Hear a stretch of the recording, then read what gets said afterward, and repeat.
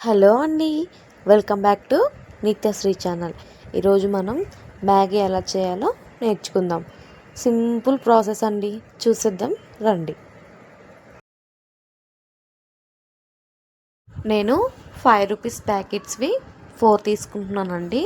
ఒక మీడియం సైజులో ఉన్నటువంటి ఆనియన్, ఒక మీడియం సైజులో ఉన్నటువంటి టొమాటో, అలానే 2 పచ్చిమిర్చి కట్ చేసుకోవాలి.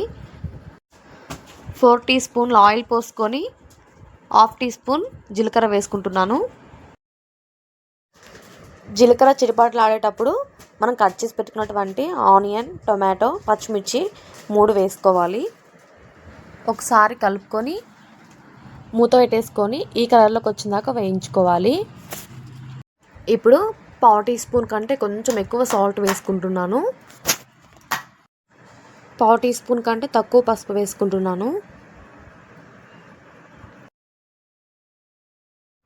అలాగే 1/2 టీ స్పూన్ కారం వేసుకుంటున్నాను.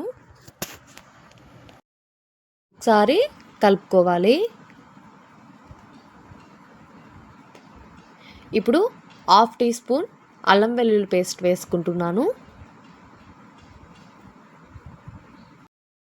వేసుకున్న తర్వాత ఇంకొకసారి కలుపుకొని అల్లం వెల్లుల్లి పేస్ట్ పచ్చివాసన పోయేదాకా వేయించుకోవాలి.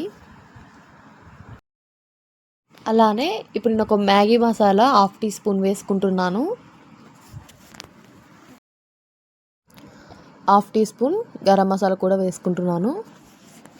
ఇంకొకసారి కలుపుకొని మ్యాగీకి సరిపడా 2 గ్లాస్ వాటర్ తీసుకుంటున్నానండి.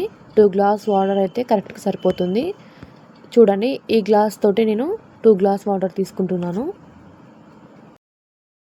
ఇంకొకసారి కలుపుకొని మూత పెట్టేసేయండి. 3 మినిట్స్ తర్వాత చూడండి, వాటర్ బాగా తెరులుతున్నాయి పైకి. అలా బాగా మసలాలండి. అట్లా మసలే టైంలోనే మనం ఉప్పు సరిపోయిందో లేదో చూసుకోవాలి. ఒకవేళ సరిపోకపోతే వేసుకోవచ్చు. నాకు సరిపోలేదు, నేను అందుకే వేసుకుంటున్నాను. మనం తెచ్చుకున్నటువంటి మ్యాగీ ఇంకా వేసుకుందాం.